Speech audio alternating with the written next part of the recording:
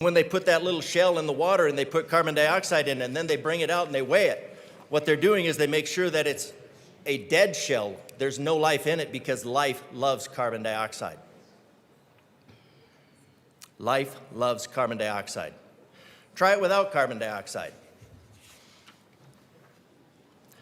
So this is very political, and to talk about our moral obligation is just ironic. Just to say, well, we're doing this morally. We have a moral obligation to do this.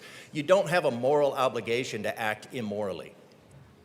You don't have a moral obligation to impose your delusions on somebody else. And what are those delusions? Well, if you just do it basically and you say carbon dioxide is 100% responsible for the 33 degrees that keep us out of absolute freezing planet, an ice planet, and you say carbon dioxide is 100% responsible for that, and you take the Colorado and you divide it by 100 million tons, 0.1 billion tons rather, and you divide it by the 3,300 billion tons that are in the atmosphere, you quickly come to a realization that the most that Colorado can do by magnitudes, by rounding up by magnitudes, is 0.001 degrees Celsius.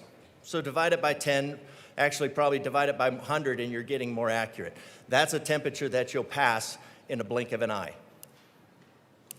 So we're spending tens of billions, hundreds of billions of dollars in the state, let alone in the country, on a temperature decrease, theoretically, that you will pass through in your day in a blink of an eye.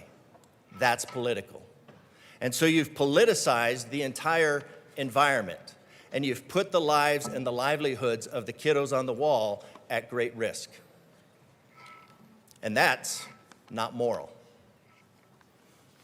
For 0.001 degrees. Doesn't matter how you slice it.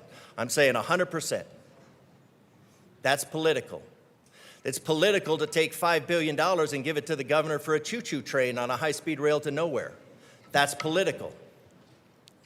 Representative, you have 1 minute and 5 seconds remaining. Thank you, Madam Speaker. It's political when we turn food into fuel, at the detriment of both our vehicles and the environment. That's political. So to pretend that the environmental movement is anything but political is political.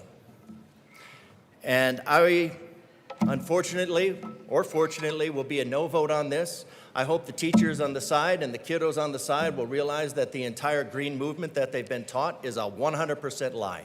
We need to be good stewards. Representative DeGraff, please be respectful.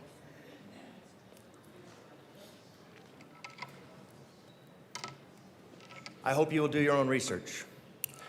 And that was as respectful as I could be about that program.